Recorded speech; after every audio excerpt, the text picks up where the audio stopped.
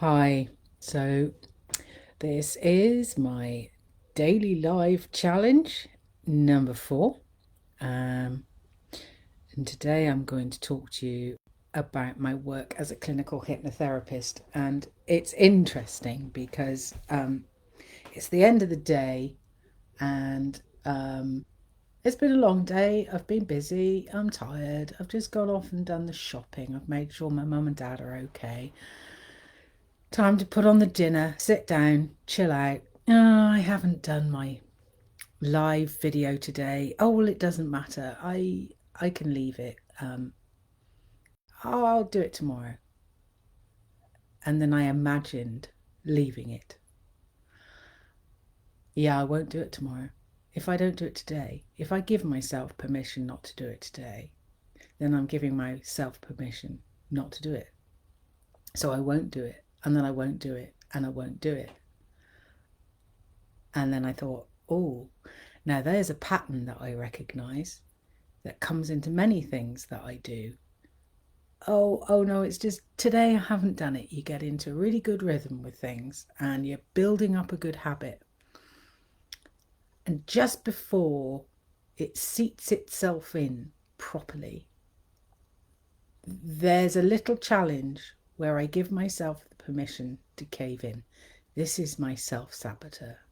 And this is why I am in a group with Betty in her Ignite group, using hypnosis amongst other tools to help us to break free of our bad habits, if you like, our bad conditioning, our saboteurs around us making our lives successful. And I know this stuff as a hypnotherapist. This is what I do. So I thought it interesting, and it was interesting to watch myself notice that this is what would happen. And I thought, no.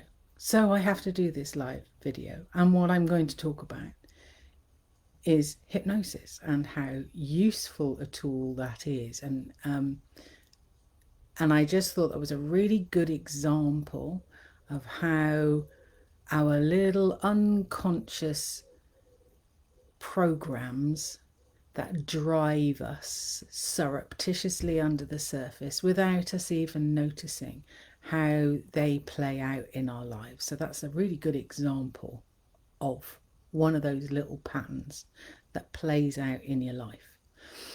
And actually, hypnotherapy is one of the best tools for getting to the bottom of that issue, to finding the end of that thread, of being able to root out that irritating little bit of program that doesn't function positively for us anymore.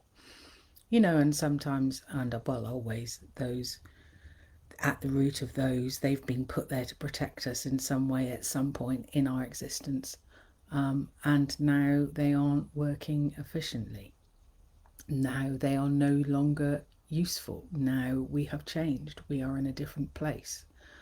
Our needs are different. So yeah, a little bit about hypnosis. I mean, at the end of the day, hypnosis is a way of getting us into that liminal state, so that our fully waking conscious mind isn't in the way, saying nope, or I can't. It allows us to access the various layers of our consciousness. There are various layers of our consciousness. We can talk about subconscious, but I'm not sure how useful a word that is, because it's not outside of our awareness. Like my description of my viewing that internal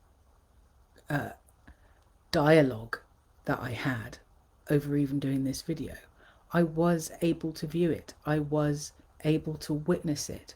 I was able to be aware of it. And in that awareness, I am enabled to change it. The thing is, is that most of the time we're not that aware. Most of the time those little programs are running on in the background without our awareness. So hypnosis enables us to get at the program, to get at the root and pull it out. In fact, listening to a podcast that Betty was doing earlier, I quite liked her analogy of bindweed. It's perfect, because the thing with bindweed, so think about those nasty little programs and the loops that we go around. It is like bindweed in our garden. And not only does bindweed strangle everything, but anyone who's got a garden, when you go digging up bindweed, you leave the tiniest little bit of root in the ground and a whole new plant will grow. So when you're rooting it out, you've got to root it out. You've got to get it all out. And then we talk about doing the work. Now, I trained back in the early part of the 21st century. I qualified in 2003 and started my practice in 2004. So that's 20 years ago. And that's not the first form of healing that I have done, as you've heard from the videos that I've done before. This has been a long trail, and I am still working on me. I am still doing the work, and I don't think the work ever stops. We just slowly sift through layer by layer by layer by layer. I think we can make miraculous changes, and hypnosis really helps with that, because it really can get at, you imagine that you can get right at the very root of that's my dinner. If you can get right at the very root of an issue, and that issue has caused another one and another one and another one and another one over the years, if you can pull that one root out, then the whole string of threads attached to it are all going to fall apart. So it can be life-changing, and it's soft and it's gentle and it's easy. And we are creatures of habit, and we are highly suggestible. And what that means, that's got positive and negative connotations, because this is how we learn. We learn well by repetition. We learn that's the suggestible side of it, the repetition side of it, that if somebody says something to you and then it gets said again and again and again, you'll believe it. So what would it be? Something like that's the one for me, actually. You always let money burn a hole in your pocket. Whether you do or you don't, that gets said to you enough times, it becomes a core belief. And in that core belief, that then starts running your internal machine, if you like, so that when you get money in your pocket, you're going to spend it, even though you have rationally decided that you don't actually want to do that. There's something in you that makes you do it, this inner program. This is the sort of language that I was given in my training, is we're sort of talking about these programs that run, that work the operating system. And when it's a bad program that's got you doing something that you don't want to be doing anymore, or is not causing you happiness, or is sabotaging you, then you need to be able to root out that program, or rewrite it, reframe it. And this is really where hypnosis comes in as an absolutely wonderful tool. I know certainly back when I first set up my practice, people sort of understood, it's good for weight loss, it's good for stop biting your nails, stop smoking, all of these obvious behavioural habits. But I must say that I spent probably, I would say 60, maybe 70% of the work that I was doing. It didn't matter what the person was presenting on the surface. When we were looking at the roots of it, we were looking at trauma and abuse in childhood. And that's not to say that everybody has had trauma and abuse in childhood, although trauma is a relative thing. There is obviously big trauma that everybody sees as trauma, but that doesn't mean that minor little traumas, minor little shocks, those things that make your heart leap, those things that catch your breath, that sudden shock, it doesn't necessarily have to have caused you huge damage, but it's made you, knocked you sideways. So it could even be like in your periphery vision, you see a motorbike hurtling towards you and it makes you jump, but it doesn't actually hit you. There'll be a thought, there'll be something attached to that as that happens. So that's a simple little trauma. So it doesn't have to be something major, but there is these, subtle little internal, program really is the only word I can think of, because even dialogue, sometimes it's not as obvious as a dialogue. It's not in your awareness enough for you to be dialoguing with it. It can be so deeply subliminal, that you're not even aware of it.